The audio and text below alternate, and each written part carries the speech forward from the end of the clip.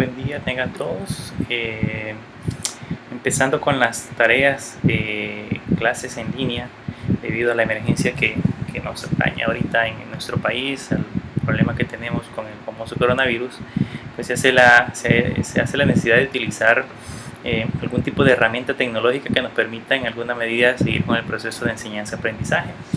Así que durante todo este periodo yo les voy a estar entregando clases en línea para que ustedes puedan realizar algunas tareas en su computadora, algunas prácticas que teníamos planeadas desarrollar en el ciclo, las vamos a hacer de manera virtual. Y pues las clases teóricas que teníamos normalmente los días viernes, vamos a siempre tener una pequeña presentación para discutir el tema y vamos a tener por ahí un foro de preguntas y respuestas para que ustedes puedan aclarar cualquier duda que tengan con respecto al tema. La materia como tal se llama negocios electrónicos, como ya se los había mencionado al inicio del ciclo, y hemos tratado acerca de muchos temas que tienen que ver con el área. Y en esta ocasión quiero empezar a hablar acerca de cómo nosotros podemos hacer una creación de una presencia en el comercio electrónico, cómo podemos posicionar nuestro sitio de comercio electrónico, nuestro modelo de negocios que queramos implantar en línea, hacer lo que funcione y que en alguna medida pueda empezar a recibir clientes. Cabe mencionar que en ese sentido depende del tipo de modelo de negocio que nosotros vayamos a implementar. Hay grandes competencias en el mercado.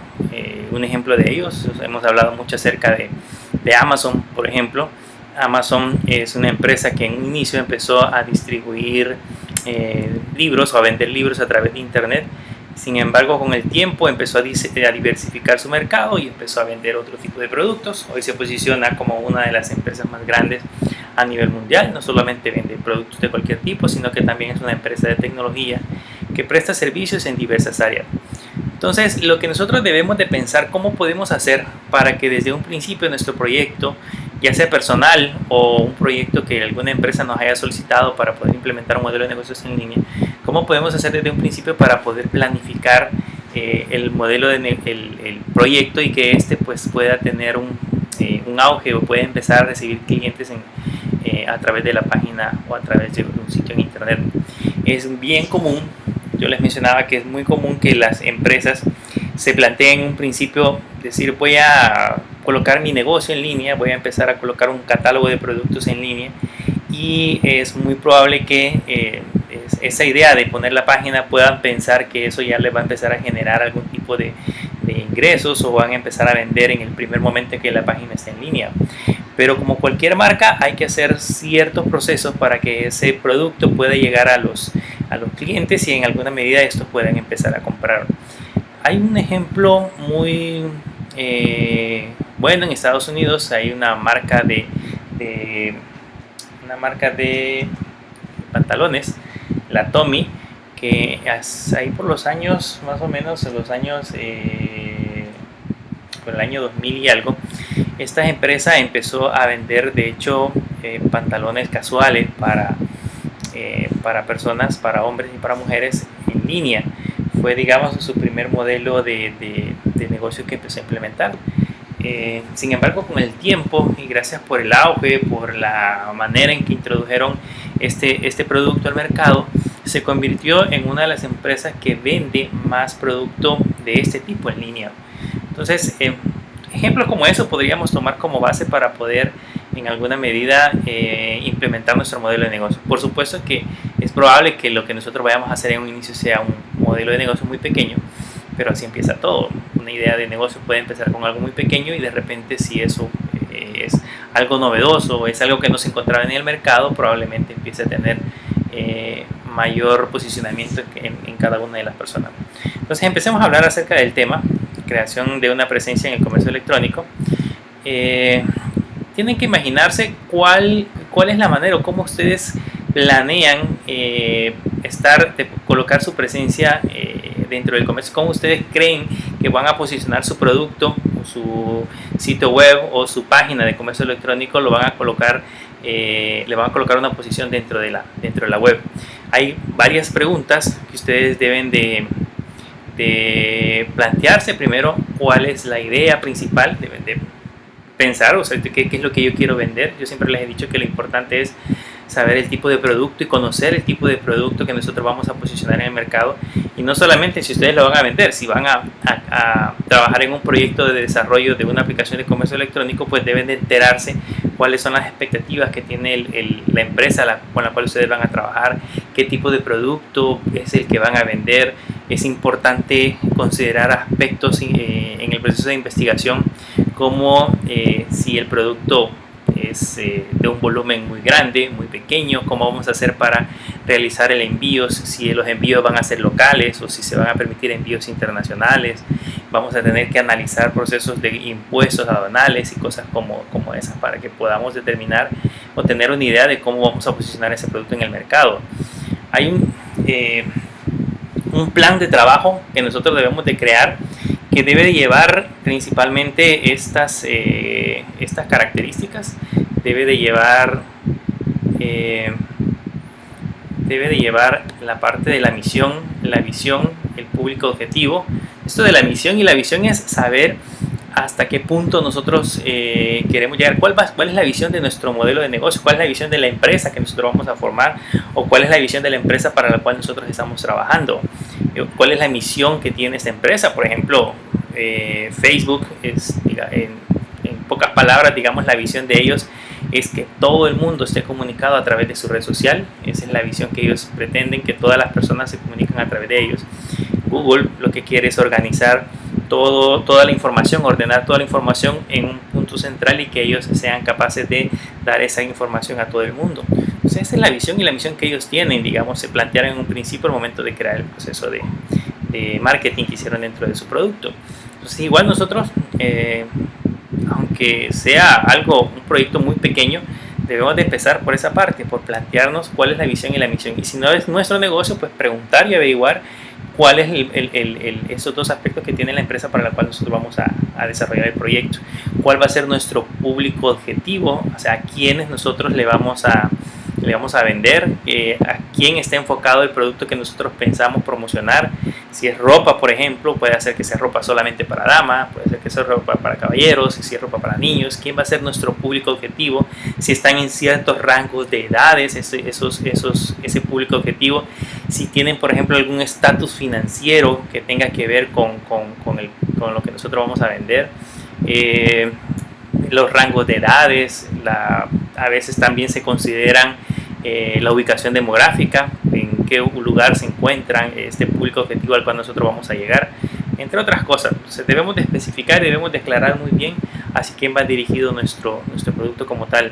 El espacio de mercado, donde se mueven estas personas, cómo es que compran, por ejemplo, si son personas que compran en línea, o si son personas que visitan centros comerciales, y cómo es que nosotros vamos a llegar a estas personas para que puedan adquirir nuestro producto a través de un comercio electrónico en línea. Un análisis estratégico de nuestro modelo de negocios, cómo vamos a generar estrategias para poder introducirnos en el mercado. El marketing, yo les he mencionado que es muy importante. Quizás ustedes van a decir, no somos mercadólogos, no estamos estudiando una carrera de mercadotecnia, pero en alguna medida debemos de saber algo acerca de eso. O la empresa, si esta retiene los fondos necesarios, pues también tener una persona que sea experta en el proceso de marketing en Internet. Y lo importante también es trazarnos crear un cronograma de las actividades, de cada una de las actividades que vamos a desarrollar en el proceso de implementación de este proyecto de software de comercio electrónico. Eso es como un pequeño plan que debemos de establecer en un inicio. Yo siempre he dicho de que el que nosotros hagamos una documentación como esta, creemos un plan, no garantiza al final de cuentas que el producto va a ser un éxito. Pero si no lo tenemos, eso es seguro que no va a ser un éxito. Porque si no planificamos desde un principio, si no preveemos muchos aspectos como costos, como estudios de mercado, si no establecemos a quién se lo vamos a vender, es seguro de que nuestro producto va a fracasar. Entonces debemos de tomar en cuenta ese aspecto importante. También debemos de pensar una pregunta muy importante: ¿dónde está el dinero? O sea, ¿cómo vamos a nosotros generar dinero a través de nuestro producto que vamos a vender? Ahí es de lo que ya hemos hablado: cuál va a ser nuestro modelo de negocios y nuestro modelo de ingresos. Si lo vamos a hacer a través de suscripción, si vamos a hacer compras directas con el cliente, cuál va a ser la manera en cómo nosotros vamos a poder obtener los ingresos o las ganancias que nos va a generar este producto. Quién es y dónde está nuestro público objetivo. Ahí les mencionaba características demográficas, patrones de comportamiento. Aquí hay un ejemplo, digamos, del estilo de vida donde podríamos plantearnos. Creo que todos conocen las motos Harley. Son motos muy caras, no son baratas. Asumimos de que quien tiene una moto Harley es porque tiene ciertas posibilidades y también tiene un estilo de vida diferente. Entonces, por ejemplo, ese tipo de productos está enfocado a aquellas personas que les apasiona el motociclismo, a aquellas personas que les apasiona el aire libre, y específicamente la marca Harley está enfocada en personas que tienen cierta capacidad de poder adquirir ese tipo de productos. Incluso si se dan cuenta, por ejemplo, esta marca hace diversidad de las cosas que puede vender, porque no solamente promociona las motocicletas, sino que también vende chaquetas, vende ropa para señoritas, pensando siempre en el hecho de que atrás una Harley, por ejemplo, viaja siempre una señorita. Entonces promocionan mucho ese tipo de productos, entre otras cosas, los patrones de consumo, cómo hacen las personas para poder tener producto. Luego, cuáles son nuestras posibilidades, quizá mal escrito, es decir, posibilidades, definir nuestro mercado, de dónde proviene el contenido que nosotros vamos a colocar. Yo creo que muchos ya han escuchado acerca de los modelos, de los procesos que se hacen para el posicionamiento de nuestro sitio web en los buscadores. Entonces, una de las técnicas que se hacen, incluso aunque nosotros vendamos productos, es colocar dentro de nuestro sitio web contenido dinámico. Blogs, por ejemplo. Si yo estoy vendiendo ropa deportiva, entonces puedo colocar pequeños blogs o pequeños artículos que hablen acerca de algo que tenga que ver con el deporte, algo que tenga que ver con la ropa deportiva, tal vez algún tipo de noticia que incentive a las personas a que puedan visitar el sitio, y por supuesto que al mismo tiempo pueda hacer compras directamente en la página. Y eso lo que nos ayuda es de que, por ejemplo, si la página está cambiando constantemente, entonces los buscadores los indexan de manera mucho más rápida al top de la lista que encontramos en ello. Entonces es una forma de hacerlo, aunque ahora las técnicas de posicionamiento en buscadores ha cambiado un poco, pero aún sin embargo esas técnicas pueden funcionar. Hay una cosa muy importante que se puede hacer antes de empezar a desarrollar un proceso de presencia en el comercio electrónico, y es realizar un análisis FODA.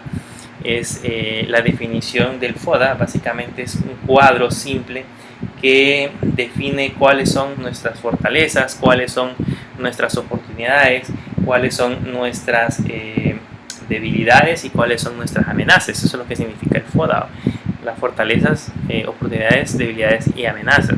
Es como crear un listado y pensar en nuestro negocio o pensar en nuestro cliente y analizarlo y decir cuáles son las fortalezas que tiene este cliente, porque esas fortalezas nos van a ayudar a definir nuestro diferenciador frente a la competencia. Por ejemplo, cuáles son las oportunidades que tenemos en el mercado meta que hemos establecido, cuáles son nuestras debilidades. O sea, eso es algo muy importante de considerar, porque a partir de las debilidades podemos pensar si podemos superar esas debilidades o si definitivamente para nosotros es algo que ya es parte de nuestro producto.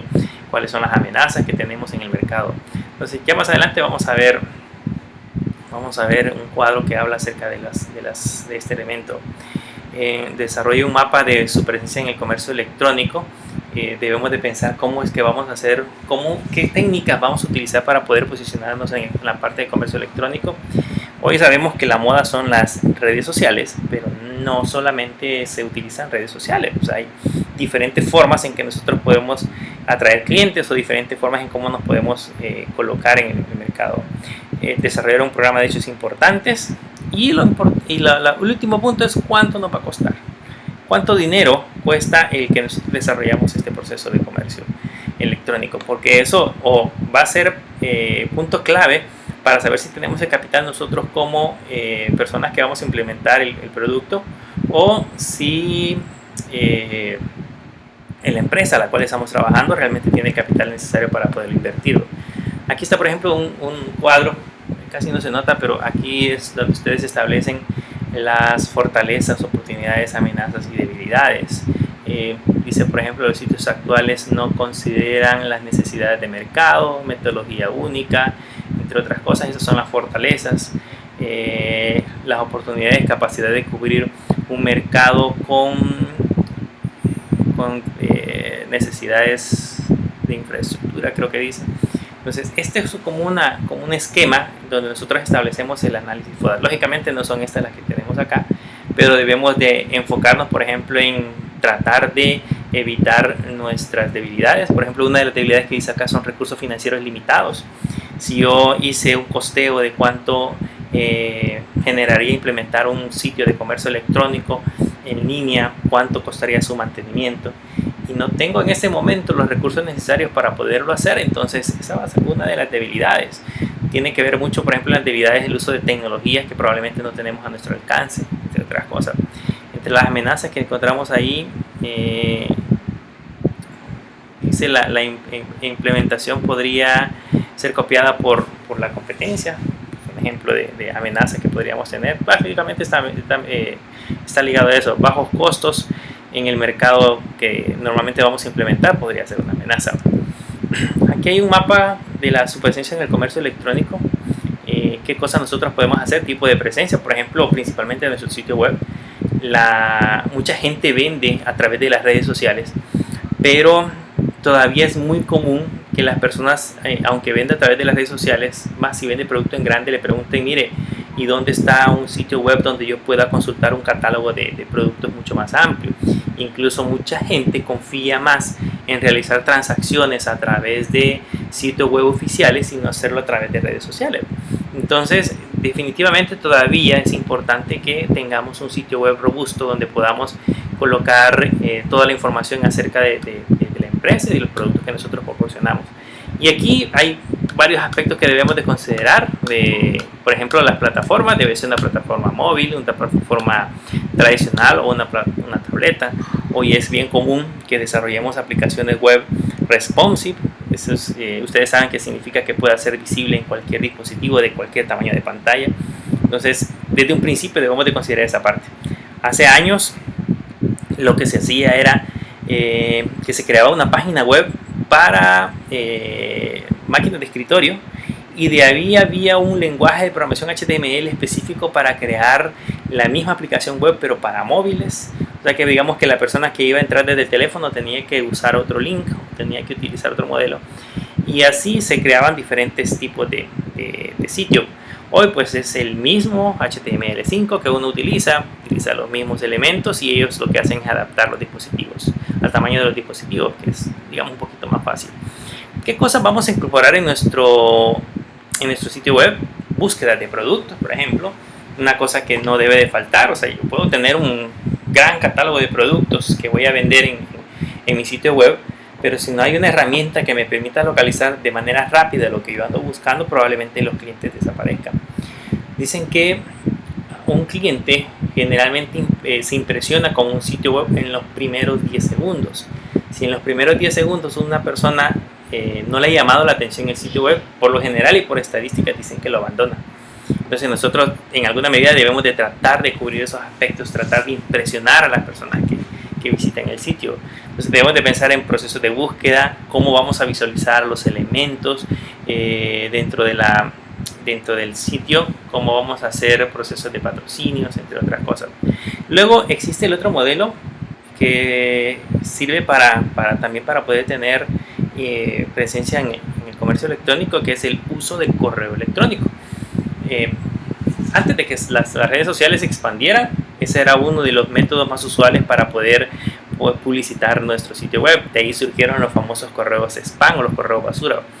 Generalmente las empresas lo que hacían es empezar a enviar un montón de publicidad a través de correo electrónico a suscriptores o personas que en algún momento habían puesto su dirección de correo electrónico en algún sitio.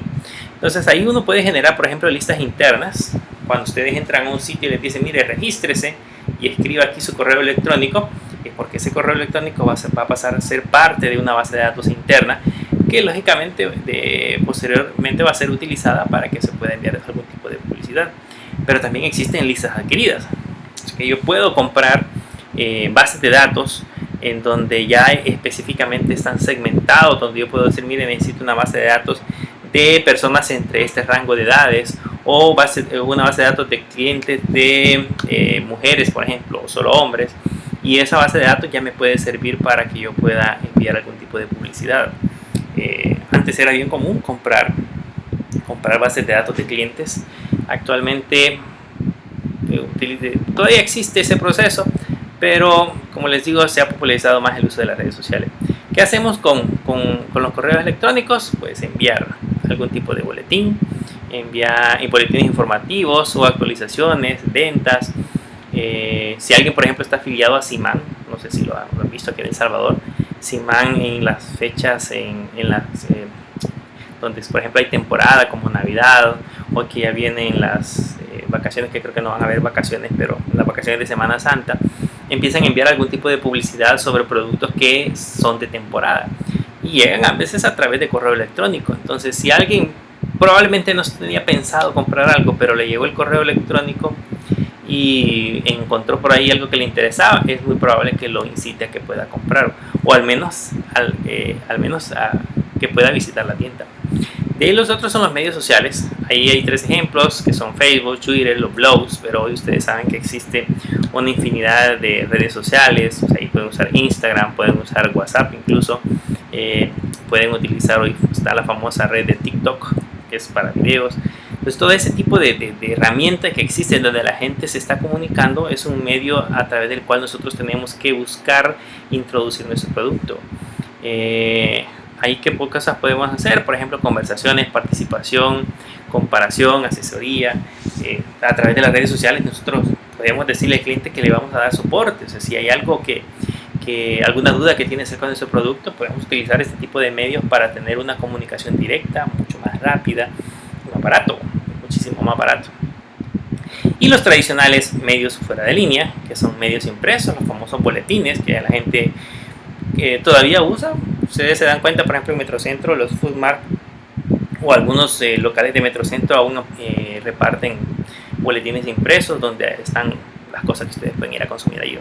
Y el tradicional televisión y radio.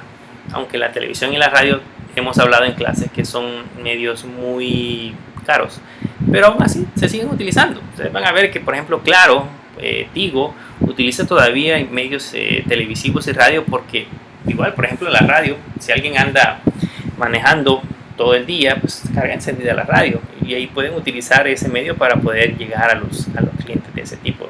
Así que todavía, digamos, tienen ese pequeño segmento de mercado que puede ser explotado. Y ahí, pues, en esos medios impresos, como les digo, podemos imprimir boletines, podemos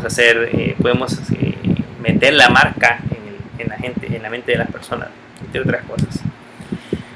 ¿Qué cosas debe de llevar un cronograma de actividades que nosotros vayamos a desarrollar para un proceso de comercio electrónico en línea? Hay fases, por ejemplo, la fase de la planeación, la fase del desarrollo del sitio web, implementación del sitio web, plan de redes de medios sociales, implementación de medios sociales, un plan móvil. Esas son las fases que debemos de desarrollar. La primera fase es la planeación, es la visualización de la presencia web y determinar su equipo de trabajo. Hay algo muy importante en el proceso de planeación. Si es nuestro producto, pues debemos de conocer nuestro producto y de conocer todo lo que vamos a hacer.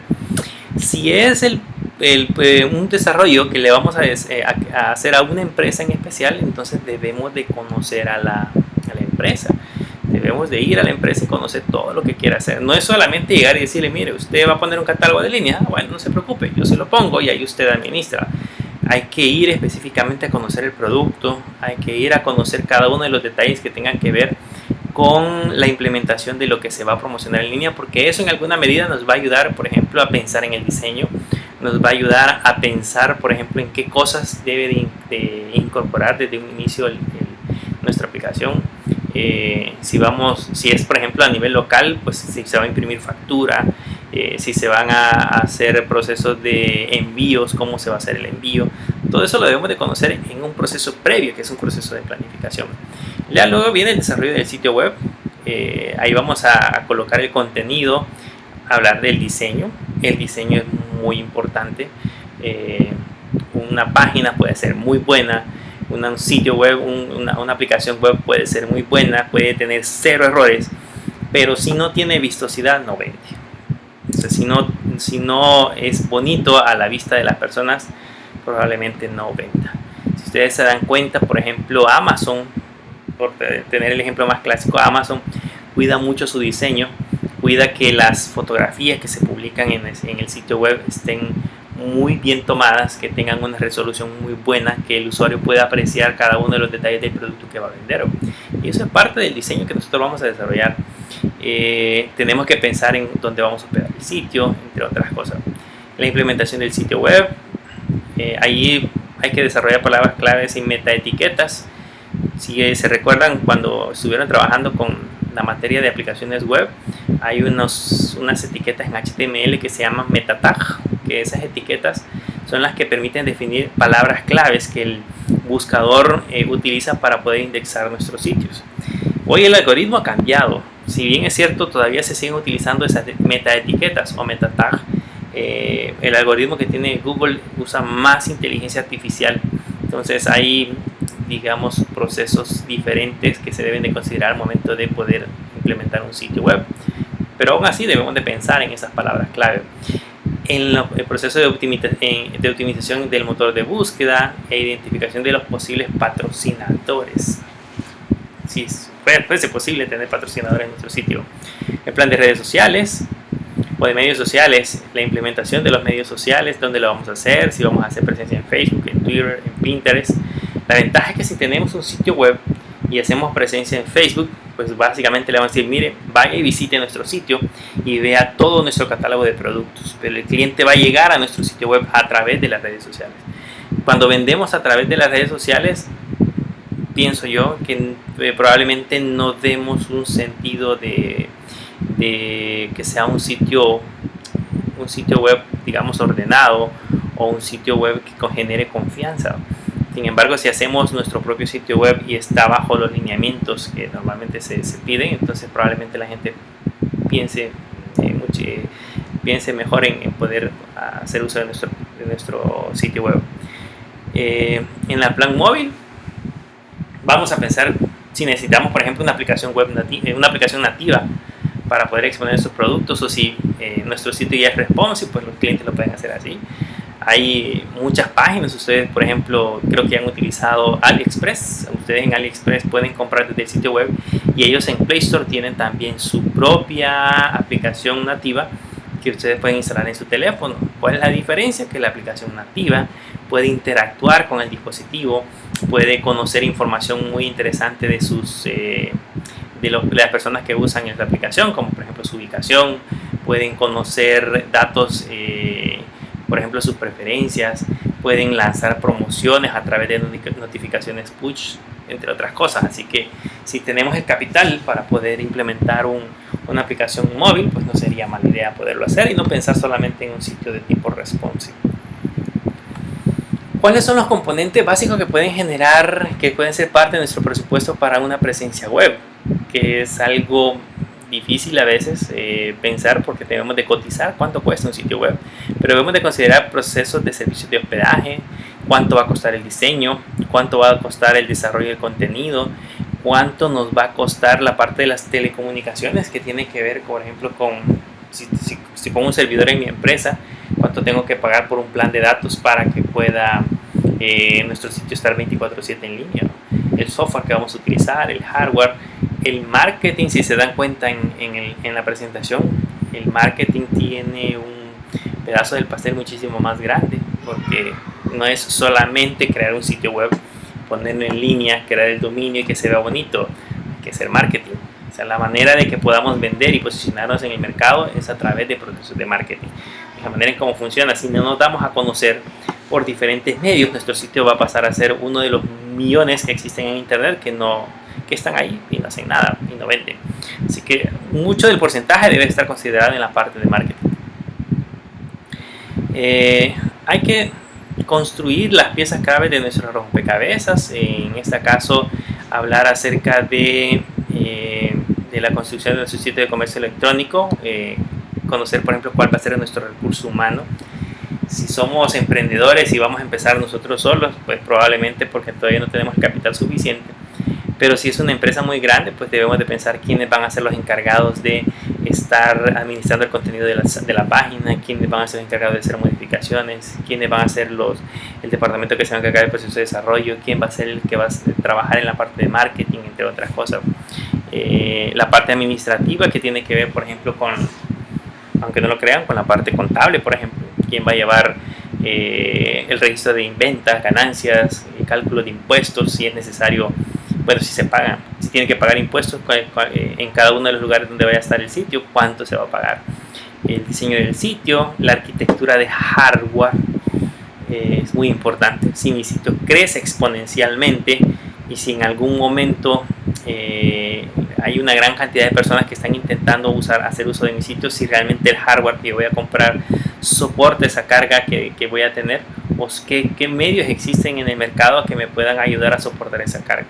El software es otro elemento importante que debemos de considerar. Y aquí, en el proceso de planeación, enfocándonos en el proceso de planeación, que es la primera parte, podemos hablar un poquito acerca del ciclo de vida del desarrollo de sistemas para sitio web. Eso creo que lo vieron ustedes en una materia que tiene que ver con procesos de análisis y diseño de sistemas. Hay un modelo para cuando ustedes desarrollan una aplicación, hay un modelo o hay una manera correcta en cómo ustedes pueden desarrollar una aplicación y se llama el ciclo de vida de desarrollo de sistema. No es el único, existen otros modelos diferentes. Actualmente hay diversas formas en cómo ustedes pueden planificar el desarrollo de un proyecto, pero este ha sido desde hace muchos años un modelo estándar válido. En ese modelo hay 5 etapas. Está el análisis y planeación de sistemas, está el diseño del sistema, la construcción, las pruebas, la implementación y servicio de entrega. Entonces, ¿para qué nos sirve este ciclo de desarrollo de sistemas? Para que hagamos nuestro proceso de desarrollo de aplicación de manera ordenada, para que cada una de las etapas que vayamos desarrollando nos lleven al final a crear un producto que sea exitoso. Si solamente llegamos a la empresa, le decimos qué es lo que quiere y probablemente ni nos informamos tan bien y empezamos en la parte de construcción del sistema, ni siquiera pasa por la parte del diseño, sino que nos vamos directamente a la parte de la construcción, nos saltamos el proceso de testeo y de una sola vez vamos a implementar la aplicación, crean lo que va a ser un fracaso. Hay que hacer un proceso de investigación, hay que hacer un proceso de diseño y planificación de nuestra aplicación para posteriormente llegar a un proceso de construcción del sistema. Y hay que hacer un proceso de prueba o de testing para que verifiquemos si realmente el producto hace lo que el cliente requiere, ¿verdad?, antes de llegar al proceso de implementación. ¿Y por qué se le llama ciclo de vida de desarrollo de sistemas? Pues porque no termina en el proceso de implementación. Cuando nosotros terminamos una aplicación, pues al final de cuentas es como el inicio del proceso de desarrollo y volvemos otra vez a la primera etapa. Pero vamos a hablar más adelante acerca de eso. ¿Qué requiere el proceso de análisis y planeación de sistemas? Hay que identificar los objetivos de negocios, la funcionalidad del sistema y los requerimientos de información. Los objetivos del negocio son muy importantes. Debemos de conocer qué es lo que quiere alcanzar a corto y mediano y largo plazo la empresa. Hay que definir desde un inicio cuáles van a ser las funcionalidades del sistema de comercio electrónico, y esto es digamos necesario con los clientes, porque si ustedes no tienen muy claro desde un inicio cuáles son las funcionalidades y lógicamente los requerimientos de información que este sistema va a llevar, entonces es muy probable que ustedes coticen o muy barato o coticen muy caro, y también es muy probable que el cliente al final de un proyecto jamás se los acepte como un proyecto terminado, porque como no hay algo escrito que indique cuáles fueron los acuerdos y las funcionalidades que ustedes establecieron en un principio, entonces él va a decir, no, pues no, hace falta que haga esta cosa o hace falta que haga tal cosa. Hay algo que siempre yo les menciono a los alumnos, y es el hecho que, por ejemplo, un cliente cuando requiere un proyecto de software, no importa si es de comercio electrónico o un software administrativo, siempre pues le dicen, mire, usted puede poner su sitio, todos sus productos en línea, Ah, qué bien, puedo crear una página en línea con un catálogo de productos en línea. Y eso es todo, probablemente no sabe qué implica colocar todo eso. Entonces, si nosotros no llegamos y nos estamos y le explicamos y incluso les recomendamos cuáles deberían de ser las cosas que debería haber nuestro sistema, nunca vamos a delimitar el inicio y el final de un proyecto. Entonces, el análisis y planeación de los sistemas implica ir y sentarnos con el usuario, con el dueño, con el cliente y recabar toda la información dentro de la empresa para generar lo que nosotros, por ejemplo, le llamamos una hoja de requerimientos, un documento donde especifique muy claro qué es lo que va a desarrollar la aplicación, qué es lo que va a hacer la aplicación. Y eso es lo que hacemos en la parte del análisis y planeación. Lógicamente eso nos va a servir para también poder planificar las actividades y hacer un proceso de costeo. Saber cuánto vamos a cobrar por un sistema tiene que ver mucho, por ejemplo, con cuánto tiempo requiero para poder terminar el proyecto, cuál es la complejidad del proyecto, cuántas personas requiero para poder desarrollar. Eso me va a ayudar a costear. Entonces, pero si no tengo claro todos esos 3 puntos en un principio, probablemente vaya a tener problemas para dar por finalizado esa aplicación. En el análisis de sistema, por ejemplo, se pueden colocar algunos objetivos. Aquí hay unos ejemplos de objetivos. Alguien puede decir, mire, yo quiero mostrar los bienes, o sea, quiero mostrar, vendo ropa, quiero mostrar un catálogo de ropa. Entonces, la funcionalidad del sistema es un catálogo digital. ¿Qué son los requerimientos? Catálogo con texto y gráficos dinámicos. Ustedes ya saben que van a poner una opción donde va a estar un catálogo de productos que van a estar divididos por categorías y que el cliente al darle clic a una categoría le van a aparecer los productos con sus respectivas fotos, con la información necesaria para que el cliente pueda comprarlo. Eso es, digamos, el catálogo de productos. Yo tengo una idea del objetivo de negocio y qué es lo que voy a hacer. Además de eso, digamos, si el objetivo es proporcionar información del producto, entonces bases de datos de los productos, ahí debe ir la descripción, cantidad, existencias, niveles de inventario, que en algún principio la gente no lo considera, pero en un sitio web deberían de existir inventarios. O sea, yo debería de poder vender la cantidad de productos que tengan en existencia. Aunque hay empresas que primero venden y después producen. Entonces, digamos, yo pongo el producto a la venta y cuando tengo 100 pedidos de ese producto, entonces empiezo a producir. Podría ser una opción, pero originalmente se maneja sobre inventario. Si, por ejemplo, mi objetivo es personalizar y adecuar el producto, eso significa de que, por ejemplo, el cliente podría hacer procesos de personalización, entre otras cosas.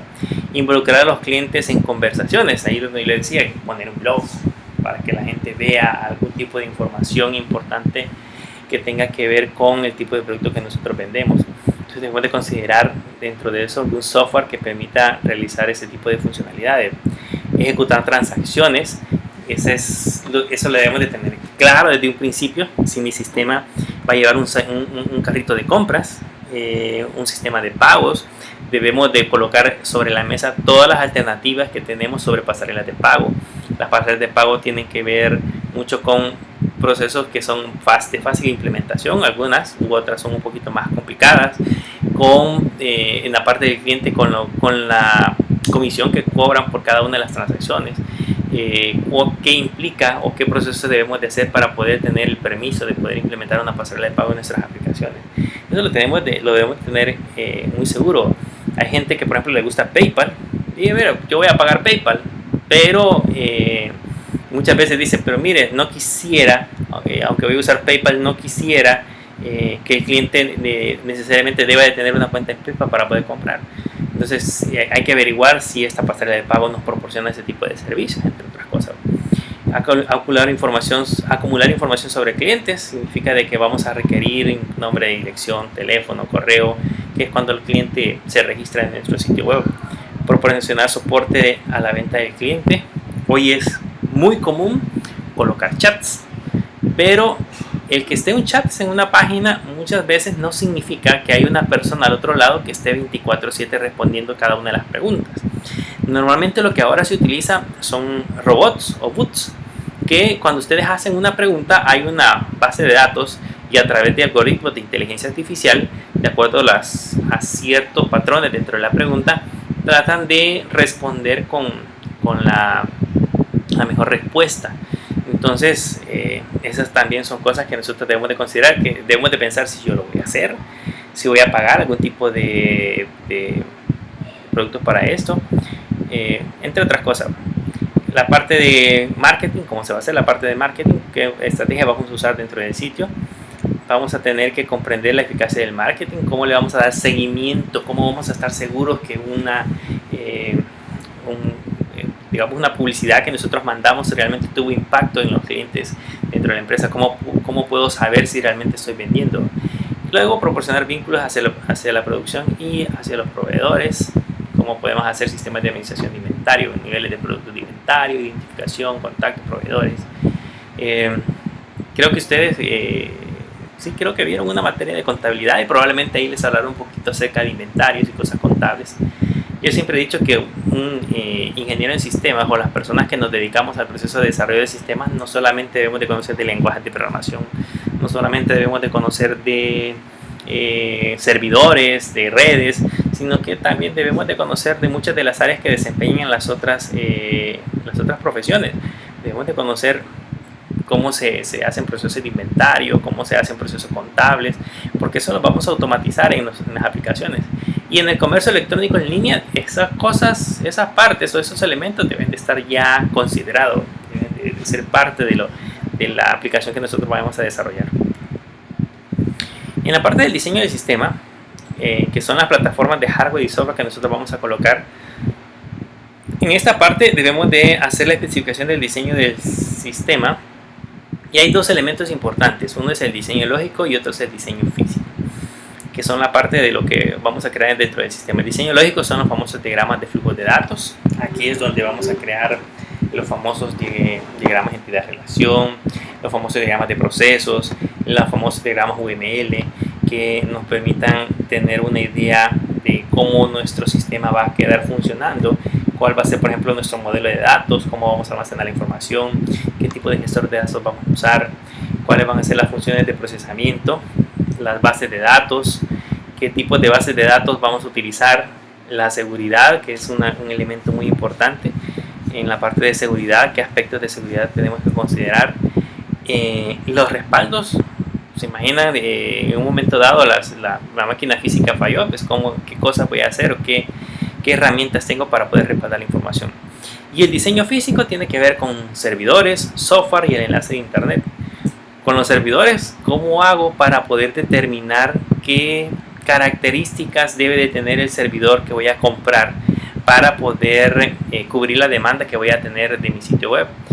Muchas ocasiones, por ejemplo, las empresas cuando empiezan con un sitio web no compran un servidor porque probablemente no tienen el suficiente capital para poder comprar algo como eso, son muy caros. Normalmente lo que hacen es comprar alojamiento en línea, un hosting, y conforme el sitio va creciendo, entonces van migrando a tecnologías mucho más robustas.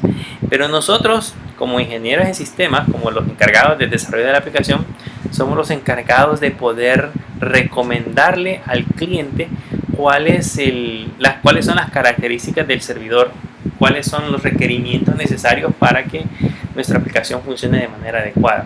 Y es muy difícil porque ahí debemos de pensar en capacidad de procesamiento, capacidad de memoria, capacidad de almacenamiento, para que pueda ser capaz de poder resolver todas las peticiones que van a venir de parte de los usuarios. Si tenemos un servidor muy débil y tenemos demasiadas peticiones, es muy probable que no funcione. Es muy común, por ejemplo, que nosotros compremos un servidor y todo lo instalemos dentro de él.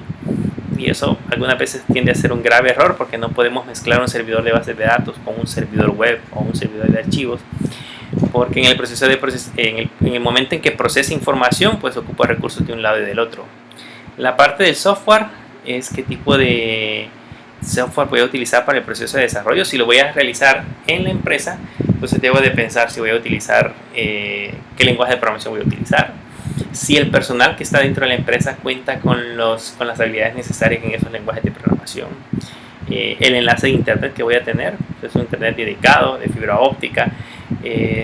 Hay clientes todavía que les gusta tener sus servidores en sus empresas. Eso implica una gran cantidad de gastos, además del enlace de internet, una buena conexión eléctrica, aire acondicionado, entre otras cosas. Si lo ponemos en la nube, probablemente esos costos se reduzcan un poco más. Entonces esa es la parte del diseño, todas esas consideraciones que nosotros vamos a hacer antes de empezar a crear el proceso de desarrollo. Y ya cuando vamos a hacer la parte de la construcción del sistema, ¿qué cosas vamos a hacer? Vamos a crearlo de manera interna. Imagínense que yo soy el encargado del departamento de informática dentro de una empresa muy grande. Entonces, y soy el que me han encargado un proyecto de software. Yo debo de decidir si tengo la capacidad suficiente o tengo el personal adecuado para que el sistema se desarrolle de manera interna dentro de la empresa, o si por el contrario pues tengo que contratar a otra persona o a otra empresa para que me desarrolle la aplicación. En el proceso de desarrollo hay hay mucho software ya creado. Yo les mencionaba, crear un software desde cero, por ejemplo una tienda en línea, crear una tienda en línea desde cero. En estas alturas creo que parecería una locura. Si la empresa tiene los recursos necesarios, probablemente sea buena idea, pero si no, hay una gran cantidad de software en línea que es gratuito, que nosotros podemos implementar y que en alguna medida nos ayuda a hacer un desarrollo de una aplicación muchísimo más rápido. Ejemplos acá, por ejemplo, tenemos WordPress, creo que algunos lo han escuchado. Crear un sitio web en WordPress es muy rápido, nos quitamos mucho código. Básicamente casi nos enfocamos más en el diseño. Hay una gran cantidad de elementos en WordPress, se le llaman plugins, que ya existen y que solamente los instalamos y nos desarrollan una tarea mucho más rápido que haberla creado desde cero. Y si somos amantes del código y que nos gusta crear código, pues WordPress, por ejemplo, es un software de código abierto que ustedes pueden bajar, modificar a su antojo. Entonces también es una buena opción. Los CMS, que son los sistemas de administración de contenido. Aquí un ejemplo clásico es Joomla. Han oído hablar de Joomla. Bueno, WordPress es un administrador de contenido. En el caso de las tiendas electrónicas, más adelante vamos a ver ejemplos. Yo les he mencionado mucho acerca de PrestaShop, Magento, WooCommerce, que son software de ese tipo. Entonces debemos de pensar si vamos a utilizar este software o si lo vamos a desarrollar desde la empresa. La otra parte es el hospedaje interno o subcontratado. El hospedaje interno es si yo voy a tener mi propio servidor, o el subcontratado es si yo voy a comprar servicios en la nube. Y aquí viene un concepto muy interesante, la ubicación conjunta. Significa de que, por ejemplo, yo puedo, de hecho en Estados Unidos hay un servicio como este, yo puedo comprar mi servidor y para quitarme los costos de instalación eléctrica, aire acondicionado, ancho de banda, entre otras cosas, puedo pedirle a un proveedor que me alquile la ubicación del servidor. O sea, yo puedo llevar mi servidor y decirle, mira, aquí está mi servidor, póngalo en su data center, yo voy a accesar desde afuera hacia él y me olvido por completo de la parte de la infraestructura y solo me encargo de administrar mi servidor. Eso se llama ubicación conjunta. Igual ustedes pueden comprar en internet los que se le conocen como servidores bare metal. Esos son en alquiler. O sea, hay IBM, por ejemplo, tiene IBM, está AWS, está Azure, que tienen servicios donde ustedes pueden contratar un servidor. No es un servidor virtualizado, bare metal es un servidor fijo. Ellos tienen en sus data center el servidor como tal y ustedes lo alquilan por cierto periodo de tiempo. Entonces ustedes pueden tener acceso a él a través de conexiones remotas y básicamente están utilizando el servidor en su data center. Entonces se olvidan por completo de la parte de la infraestructura y se enfocan nada más en el proceso de administración del software. Es una buena opción, aunque los costos, si la empresa aún está empezando, pues son muy elevados. La parte de la prueba del sistema, muchas veces la ignoramos, creamos nuestras aplicaciones. Nosotros en la empresa hemos aprendido acerca de eso, que hay que hacer testing antes de que nosotros liberemos una actualización de un sistema, porque después de haberlo liberado, hay ciertas cosas que no han sido probadas y hay ciertas cosas que desconocemos realmente cómo van a trabajar ya con el cliente, nos ocasionan una gran cantidad de líos. Entonces es importante, antes de hacer una liberación de un software, hacer un proceso de testing, que es lo que normalmente se conoce como prueba de sistema. Y hay varios métodos de hacerlos, aquí menciono tres. Una que es prueba por unidades, el probar el sistema módulo por módulo, es ir y verificar que cada uno de los módulos que conforman el sistema funciona de manera adecuada, uno por uno. La otra es prueba por sistema, es probar el sistema como un todo, como lo haría el usuario final. Si yo tengo, por ejemplo, un sistema integrado, es un ERP, y en este sistema integrado está contabilidad, está facturación, está recursos humanos, está cuentas por cobrar, cuentas por pagar. Entonces, una prueba de sistema sería que yo, por ejemplo, hago una factura y el sistema automáticamente debería de generar una partida de diario, y si esta partida de diario, y si esta factura es al crédito, entonces debería de generar un registro en cuentas por cobrar para que posteriormente se realice el proceso de cobro, entre otras cosas. Entonces una prueba de sistema es probar que cada uno de los módulos estén enlazados de manera adecuada. Y la prueba de aceptación es verificar que los objetivos de negocio del sistema, hay que verificar los objetivos de negocio del sistema y que estos funcionen según el concepto original. En otras palabras, es decir, verificar si lo que el cliente nos pidió originalmente es realmente lo que tenemos en la aplicación. Entonces hay que pensar en ese punto. Por último, el proceso de implementación y mantenimiento. Hay algo importante que debemos de considerar. La mayoría de personas, clientes o gente que desconoce acerca del tema, a veces empresas muy grandes suelen cometer ese error, piensan que las personas, la mayoría de personas que no tienen conocimiento del sistema, piensan que una vez instalado el sistema de información, el proceso termina. O sea, yo creo un producto, se lo llevo a instalar y pues hasta ahí, nos vemos, ya tiene su programa, úselo y ya no le va a dar ningún problema. Pues eso es grave error. Todos los sistemas, no importa cuántas veces haya sido probado, tienen errores. Yo creo que han escuchado mencionar acerca de SAP. SAP, por ejemplo, garantiza de que su software es robusto y que funciona bajo todas las necesidades que pueda tener una empresa. Pero ellos le venden soporte a SAP. Y ustedes tienen que pagar soporte por SAP por alguna funcionalidad o algún proceso de error que se haya cometido. Así que no necesariamente los sistemas son, todos los sistemas no necesariamente son sistemas que estén 100% probados. Siempre hay cosas que uno no considera en el proceso de desarrollo, cosas que probablemente no consideró ni que al momento de que el usuario empezó a utilizarlo se generó el error. Entonces los sistemas en un principio, cuando se empiezan a crear, digamos que ese es como el nacimiento, cuando yo lo voy a instalar, de ahí hay que hacer un proceso de mantenimiento, mejoras. Los clientes, cuando ya tienen su sistema funcionando, empiezan a analizar qué cosas les gustaría implementar en el sistema, qué cosas nuevas, qué modalidades o qué módulos nuevos podrían utilizar. Nosotros tenemos en la empresa sistemas que llevamos años desarrollándolos, y pues hasta ahora para nosotros bien, porque tenemos trabajo, nunca le hemos dado punto final porque el cliente siempre quiere cosas nuevas, quiere innovar, quiere agregar nuevas funcionalidades. El software se hace muchísimo más robusto y por ende, por ser más robusto, requiere más mantenimiento. Los sistemas fallan por diversas razones, la mayoría de ellas son impredecibles, necesitan revisión, pruebas y reparaciones continuas, que eso es lo que debemos de considerar.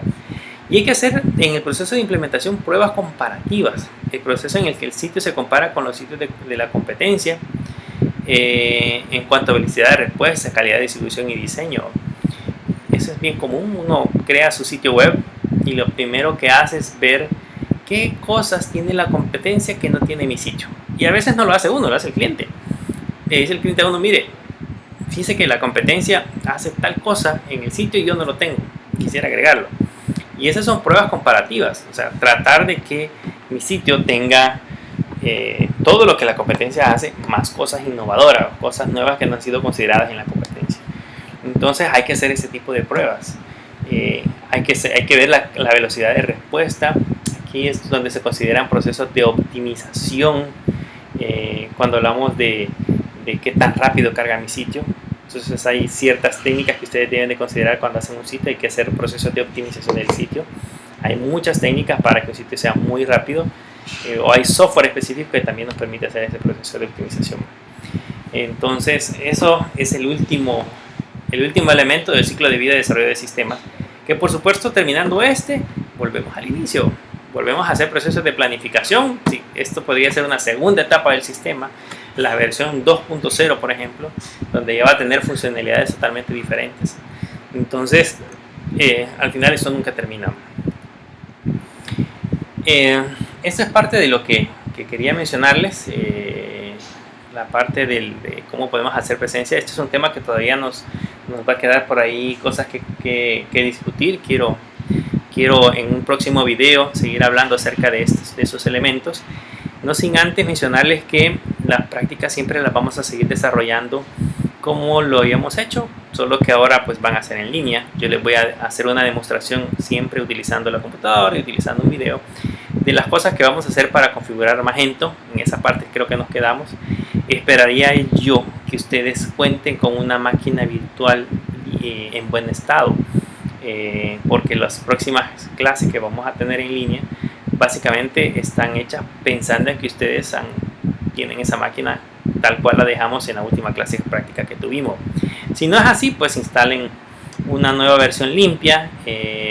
La última vez que estuvimos en clase instalamos Apache, instalamos PHP si no me equivoco, instalamos MySQL. Entonces traten que esté así para que en la próxima clase que tengamos de instalación de Magento pues ya esté todo listo. Sin más que agregar, les voy a dejar en la plataforma un link con un foro y una pequeña tarea que quiero que hagan, que tiene que ver un poquito acerca de lo que hemos discutido en este proceso, que me gustaría que agregaran a ese foro. Y además, para que cualquier pregunta que tengan puedan hacerla a través de ese foro. Yo voy a estar pendiente para poder contestar. Si tienen alguna opinión que tenga que ver con el tema que hemos discutido, pues ahí lo podemos plantear. Y si por alguna razón hay alguna observación en el video que hemos visto ahorita, si no se escucha bien o hay algún problema, pues háganmelo saber para así tomarlo en cuenta en las próximas grabaciones que hagamos. Para nosotros no es un mundo nuevo, pero sí, digamos, en la universidad pasa a ser como una herramienta que no se ve utilizada muy a menudo. Así que dependemos mucho de lo que hagamos a partir de ahora. Que estén muy bien, los veo en la próxima clase.